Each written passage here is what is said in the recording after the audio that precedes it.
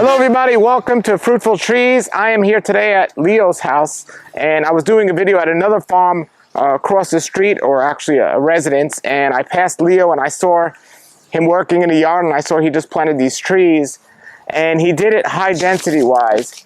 And I asked him how far, 10 feet apart, 10 by 10. And from my recent experience, he's asking for more work, and now's the time to change if he's going to. So I mentioned to him. I didn't want to upset him, and I'm glad I didn't, but he's wise enough to listen. He had me come out, and we spoke a little about it, and that's what we're going to have on the show today. If you're growing fruit trees, think about what you're doing before you're doing it. I always say, learn from other people's mistakes and my mistakes, and I've had to take trees out, and I've had to move things around, and currently I'm experimenting partially for learning and also for teaching, but I have some areas that are 20 by 20 feet now because I took the trees in the middle out because I originally planted 10 by 10. In my original yard, I have trees that are as close as 8 feet close, and I'm seeing how they work. But I travel a lot, and I see a lot of people doing these things. So I'm going to give Leo some suggestions today in the video. And also, if you're watching, thinking about growing or just started, maybe these suggestions will help you at all. So here we go. Hello everybody, here we are with our friend Leo. And I just came from over there, our friend Larry's house. And we did a video at his place. And I was driving past Leo's place here. How you doing, Leo? Good, good, good. Yeah. I was driving past this house. I didn't know the person that lived here, but I saw all of these trees, these fruit trees, not only mango trees, a bunch of fruit trees, and they're very well organized, planted, but I saw how close they were. And I didn't know how close they were, but I saw Leo working in the yard, so I pulled up here. And Leo, so tell us about your property. How long have you had this house? So I've been here since February last year. And when I got here, I started, within the first month that I got here, I started planting fruit trees. Because I knew it was going to take a while before they bared fruit, and, you know, a little bit of future thinking on my part. So I started off with a couple of mangoes and that lone down over there. And next thing you know, I kept going back and buying more and more and more. And now I got over 30 at the moment. So when you first moved here, were there any fruit trees on the property? No, it's just this avocado. Now this avocado, you said was a seedling? Yep. So the person that lived here before here told you they planted it from the seed? Yep. They planted it from seed, and it just grew unruly. They've never really kept up with it. So that's actually one of my projects now. Once it's done with its fruit set, and I've picked up all the fruit, I want to go ahead and bring it in a little bit more. And has it finished fruiting it? No. No, there's still fruit on there? Yep. So yeah. Leo gave me one of these avocados, and it was an amazing tasting avocado. And so there it is. That's what it looks like. That's the fruit. And when did they start fruiting? Like, when's the earliest you picked them? I don't know, I'd say June. I picked some in June. Okay. And they're still up there now. Okay, so that tree was already there. So you got about 30 trees, you said, here? Yep. Okay, so you don't only have mangoes. So what inspired you to grow here? Was it your neighbors in the area that are growing? Because I know you live across the street from the other fellow that I interviewed. Or was it just when you got the house, you had that idea? Yeah, as soon as I got the house, I had that idea. I actually wanted to plant trees. And that's why I bought the house with this lot size. Now, yeah, this is your front lot. You don't have a backyard, or do you? I do have a backyard, but it's barren right now. And the reason for that is because I want to put a shop back there. Okay. So. Okay, so now from the neighbor's house, the water kind of sits out here a little. So do you know if it does that at your property as well? It does. So it does on that side over there. You can see, I'm not sure if the camera will pick it up, but there's a slight dip back there. Yeah. So that area back there floods, and behind you as well, that area back there floods.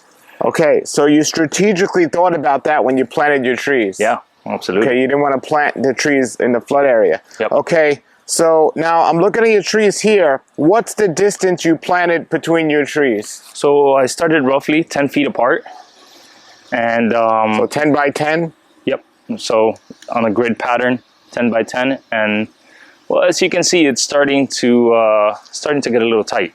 Now, where did you get the idea to do 10 by 10 from? Initially, I mean, in my ignorance, I looked up just how far a tree should be apart, and I saw something called high density gardening. So I was like, okay, yeah, I could do that. All I have to do is keep up with it and, you know, stay on top of it and keep pruning and pruning and pruning, and it'll be fine. I'll be able to keep them in. And in theory, that's great for, I don't know, 10 trees or something, but I don't plan on stopping here. I'm going to be getting a lot more trees. So before you know it, it'll be a full-time job being out here just hacking away at the trees, you know? Sure. Well, show us some of the trees you have in the ground, and then we'll talk about the distance a little on those trees. Okay. So, yeah, show us what you got in the ground. So you got a great selection. Thanks. So I have a Namdak Mai, number 4 over here. This is a regular Longnan tree. I have... what, a Longan you said? Uh-huh. Okay. A Longnan tree. And I have a pink Longnan tree over here. Okay. This is a Philippine mango. Okay. Which is growing at an absurdly high rate, because that was probably about this thickness when I got it a year ago. Okay. This is a Jakarta tree, mango. I have a orange crush jackfruit. This is a Florida Prince peach tree. This one's a Phoenix mango. This one is the Florida Grande peach tree, and that is a Tropic Snow peach tree over here. Then on this side, I have the Munkan Sea mango, the green one. This is a, I think it's called Ruby Supreme guava tree, yeah. which actually has quite a few little guavas on it considering its size. Don't remember what this one was. There's a label there. Yeah, but it was written on there, but it's gone now. Okay, now this is important, Leo. Are all your trees labeled? Most. Actually, all except these 3 right here. You have to label them, and Yeah. don't just write on them. You need to get a good label where it won't come off with the rain. Yep. I'm Very catching up to important. that. I've interviewed too many people where they forgot what they planted, believe it or not. Yep. Okay, so you're not sure on that one. Yeah, Okay. this one was either Cherimoya or Antemoya. Okay. I'm not entirely sure. I got to look that one up. I have here a Rollinia and a green sugar apple. Okay. On this side over here, this was actually one of my first trees that bore fruit, and it's a purple sugar apple, and the storm came along and snapped it in half.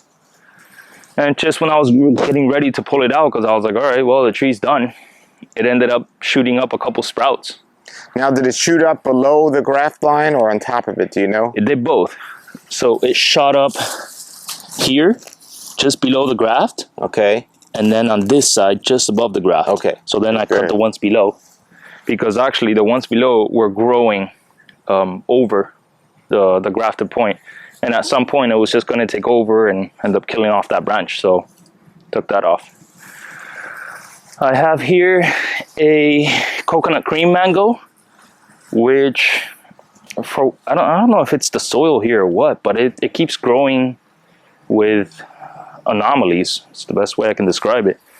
So at random points, the leaves will have all sorts of disfigurations on them.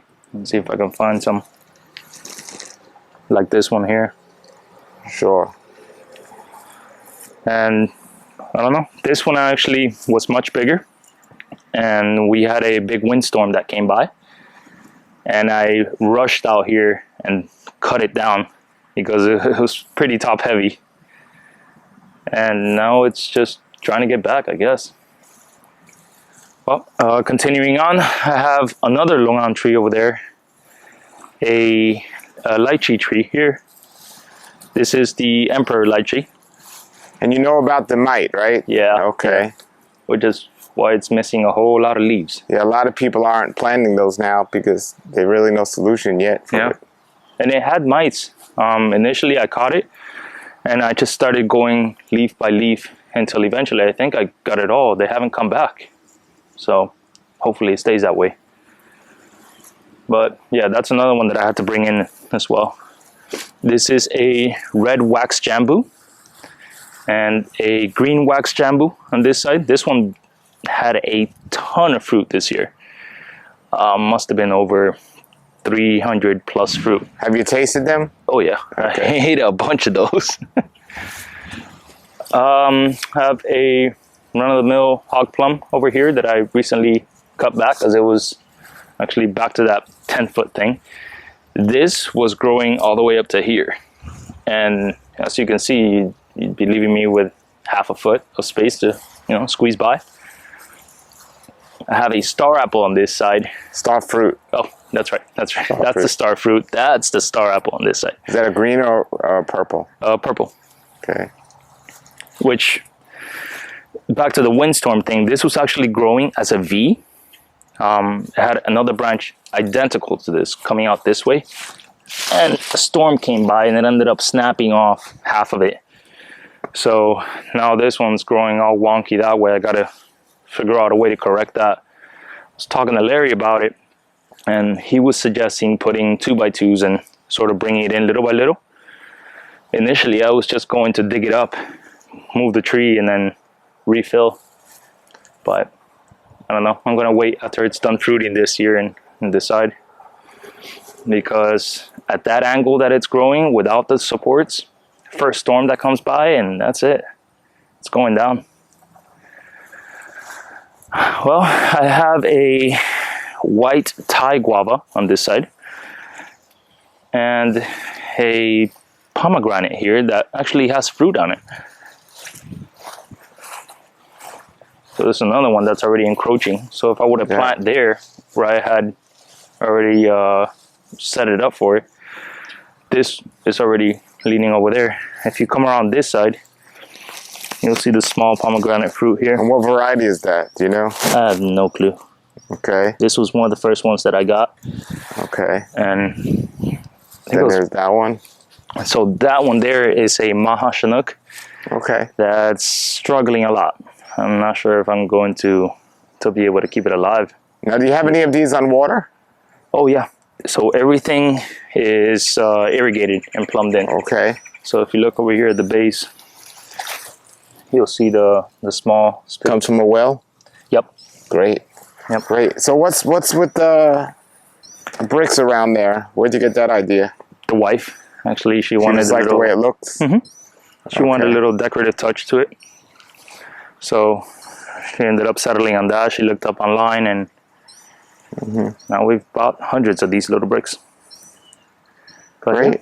Well, you have a wonderful selection of trees here. Thank you. And what's your goal in the size to keep them in terms of height? Do you have a goal, or do you just want them to grow up? So the Philippine tree and the Rollinia, that's about the height that I wanted to keep them. And that's going back to that 10 by 10 grid, right? So if I were able to keep them at that height, then it would be manageable. But I mean, it's like the moment you take your foot off the brake, car's going to keep going and they're going to grow in every which direction. So yeah, that was the ideal height that I wanted to keep them. But now when I rearrange all these trees and set it up on a 20 by 20, then I'll be able to let them grow much higher. All right, well, let's start over here, and you could walk next to me and I'll turn this around. Sure. All right, everybody, so this is Leo, and we just saw the trees that he planted. A wonderful selection of trees, great mangoes, and he has a lot of room for more. But he planted 10 by 10, and I was driving by and I was telling him, and it's so amazing that I saw you at this point, because it's still early enough where you could pull these trees out easily and move them. So what was your, first I told him I think they're too close, and I'm gonna expand on that why. And I apologize because some of my videos said it's okay to do this, because I saw a man named Richard Campbell doing this down in Florida called high density growing. Yeah. And I saw a lot of people in Australia and India growing this way. But when I spoke to Alex at Tropical Acres Farms, he said, a lot of the people internationally are using growth hormone regulators, which keeps the tree smaller, which we can't do here in this country. As for Richard Campbell, he's trying to experiment with dwarf rootstocks and dwarf varieties. So both of those make a difference. But there's a fellow named Leaf who I got a lot of trees from. Where do you get a lot of your trees from? Different places? Different places. Mostly local nurseries, except for that one over there. That one I got online. Okay. So Leaf had, at one point in his front yard, a big longan tree and a big lychee tree. And he has since gotten rid of those and he replaced it with a star apple. But I questioned him on it, and he has an amazing yard of high intensity gardening, and he's doing it amazingly. And as the more I looked into it, I realized that it's not practical or realistic. It is possible to get away with this, but it's not practical or realistic that you'll be able to get with it for a long time. Yeah. And when you're planning these out, it's better now to change it. And I have in my yard different. I have three different. I have some that are 8 feet, some that are 10, some that are 15, and some that are 20. I made the mistake, but I also left them there to experiment for video purposes. I'm also practicing growing in pots and just a lot of practicing. But so far at this point, and I've been changing my mind a lot on this based on seeing others' yards, because the yard I just came from across the street, he had 2 trees planted 10 feet apart, older mango trees, and they were doing well. Yeah. So it's kind of a little confusing, but it does matter on the variety. So we're going to go around and look at some of these varieties and hopefully give Leo some good advice, and hopefully it is good advice, and I won't change my mind too much, but I've recently took some trees out, and I'm going to show you some other yards where they successfully have planted this close. Now, if this was just 2 trees and your whole yard this close, 3 sides of the tree would be able to get mangoes even if the middle was touching. Right. I've seen some places, my friend Rich, who has 4 mangoes in one hole. Wow. Really, so they're not necessarily in one hole, but like with this circle, he had 4 mangoes. Jeez. And even though they were growing together, 3 sides, or at least 2.5 sides of each tree was successfully able to get mangoes. Okay. But eventually, he ran into an issue. So now he's changing things up there. So for a while, you'll be able to get away with this, but it's still better while you're early to do this. So your peach trees, you want to shape them to look like a bowl. Okay. So, so they're in an okay spot, but you got to shape them to look like a bowl. And you can get away with peach trees here in Florida 10 feet apart. You got great varieties for the South Florida. But cut out the middle, shape them like a bowl from the beginning. Okay. Okay. Your longing and your lychee trees, those are going to be your biggest trees in your yard to get fruit. You're not going to be able to keep them small and get a lot of fruit. Those, I would suggest 20 feet on a long and a lychee. Okay. Okay. Yeah. Your sugar apples and your Adamoyas can be close. They can get away with 10 feet if they're by themselves in the middle. The mangoes, from my experience, even though you can get away with a lot of pruning, even 8 feet, from my experience on the average moderate trees, I would do 15 to 16 feet. And on the big trees, like a Bombay, I would do 20 feet. So I have found that to work best. And you got different varieties, like your Rollinia. I'd go higher in that, maybe 20 feet. And so what's your plan now? Let me turn this around. So you said you've been thinking about this all week since I met you. Yeah. So what's your plan now? What are you going to do with... So pretty much what I intend to do is take out every other tree and then space it out on that 20-foot mark, which actually these new ones that I have here... Oh, we didn't even go over these. This one I just got. It's called a Siatong. Siatong, yep. Yeah. Siatong Namdak Mai. And this orange crush that I have here. I mean, orange sherbet. Orange sherbet, okay. Yeah, orange sherbet. And Lancetilla. So this is pretty much the spacing that I'm going to be getting. That looks much better. That looks great. What is that, 20 feet? Yeah. Yeah. Or roughly. That looks If you had this whole row like that, I think you're good. And So, again, you can get away with 16 feet, Yeah. but play it safe while you're planting them now, right? Why not? Absolutely. And for your wife too, this is a great tip. Even if you can get away with 15 feet or even 13 feet, it's gonna look like a forest. If you keep it like this, you'll have like maybe 2 feet to walk between the tree. So it'll look more aesthetically pretty, so she'll appreciate that, right? Well, yeah, hopefully. Yes. So then what I'm gonna do with the rest of these is every other one, remove them and then replace them in this orientation here. Okay. So your Longan and your Liche, I wouldn't necessarily put them next to each other Okay. because they're so big. And maybe I have a secluded area for both of those because they grow really big fast. Really? Yeah, maybe yeah. I don't know your areas. Are you going to keep everything in a row, or you're going to put some things, like, do you have room for just like one tree in a corner somewhere? Yeah, yeah. I mean, like right around that way. Once I fill that area up and it's no longer flooding, I'll be able to plant there. Actually, all around the fence line, I need to bring up the area. Okay. Now, that's another suggestion. You don't have walk-by traffic, so you don't have the issue I have in Lake Worth. However, there are certain varieties that'll be better, I think, against the fence that I don't want to say you don't care as much about, but they get way more fruit. Okay. So if every tree you have here, the true trees that'll get the most fruit, what do you think they are? Trees that'll get the most fruit. I'd say the hog plum or the wax jambu. I'd say the wax jambu and also the star fruit. Okay. So, yeah.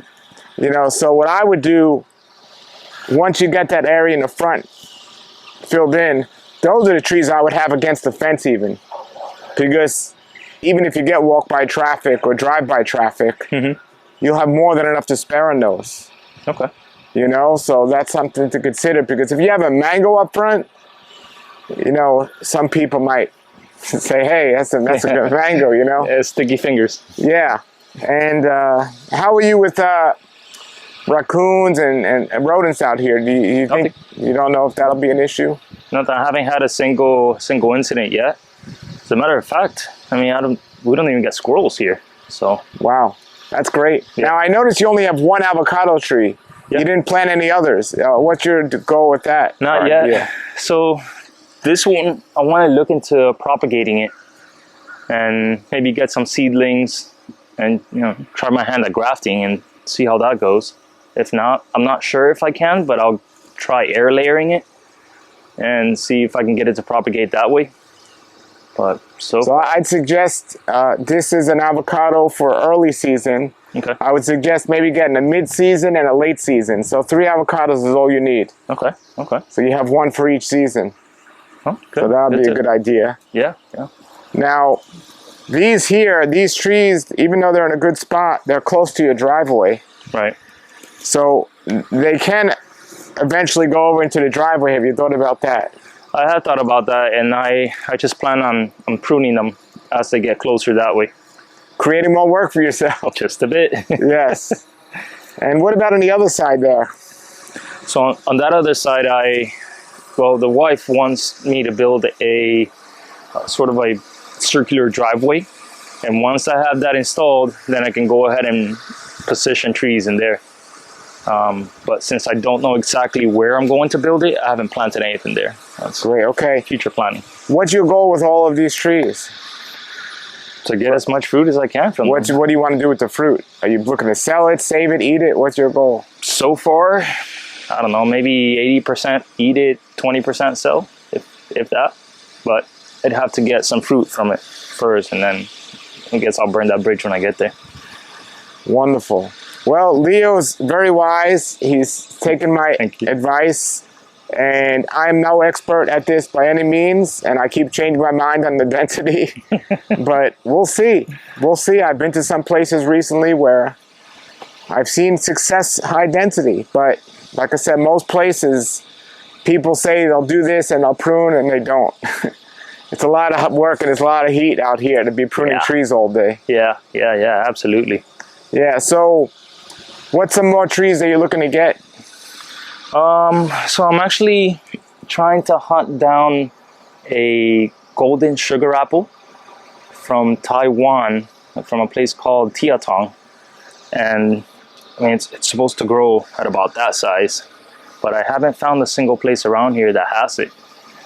But aside from that, I also want to get the I think it was lemon zest mango.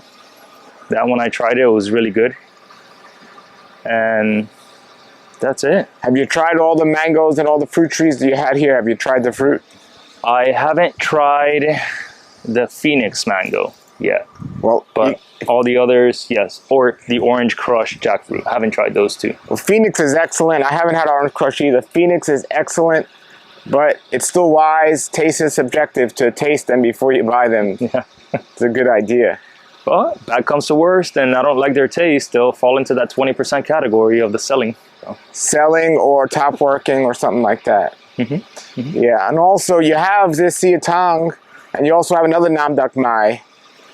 That's real estate, man, because they're similar. They're similar in taste, so keep that in mind. That Siatang, I got it because of the color, because I love the Namdak Mai mango, and the train of thought behind it was I can have two Namdak Mais. If one doesn't fruit this year, hopefully the other one will. And if they both fruit, then yay, you know, extra mangoes. Sounds good, man. Well, we look forward to coming back here and seeing how it's going with an update. If anyone has any ideas or suggestions below, put them below for Leo. And Leo, great passion you're doing here, man. And I'm excited to see how it goes here in the future. And I'm here to help any way I can, man. Great, great. I appreciate it. Yes. Now I'm looking too that pomegranate grows more like a bush than a tree. So that's another thing I would put in an area that doesn't need, like, you know, where a bush would be fine, you know. Mm-hmm. Maybe closer to the house where it's not going to grow too high or even block a window. You know, the bushy trees, I wouldn't give prime real estate to certain things, you know. So yeah, I had no idea how that was going to grow. It will grow tall, but you can keep it like a bush. Yeah. I don't see any white sapote. Have you ever had that? No, haven't had it yet. I've never tried it. That's one to consider. Really? You know, white sapote is pretty great. Yeah. Yeah, I'll look into that one. So there it is, everybody. That's how it's looking. All right, before we go, one more question. We're talking about planting a garden. And what I did is I planted over my drain field raised beds. Okay. To save the space because I didn't want to plant a tree over the drain field. Where's your septic tank in your drain field? So my septic tank is in this area here, and the drain field is in this sort of downslope. Okay, so in your drain field, you have a longan and a lychee and a mango, correct? Yep, that's correct. Okay, so Leo, you're asking for trouble if you plant a tree in a drain field because the roots can go down and possibly mess up the drain field. Oh. I do not recommend, I would move those trees immediately, and they're not going to be a problem for a while, but that's a good place for a garden, raised beds, but I would not plant trees near the drain field. You know, keep that in mind. I'm glad I came out because you're asking for problems, especially with those bigger trees. Yeah. But even any tree, even as a shallow root tree, I'd avoid that from the drain field. Okay. And how far out does your drain field go? Do you know? I don't know, but if I had to guess, I'd say about here.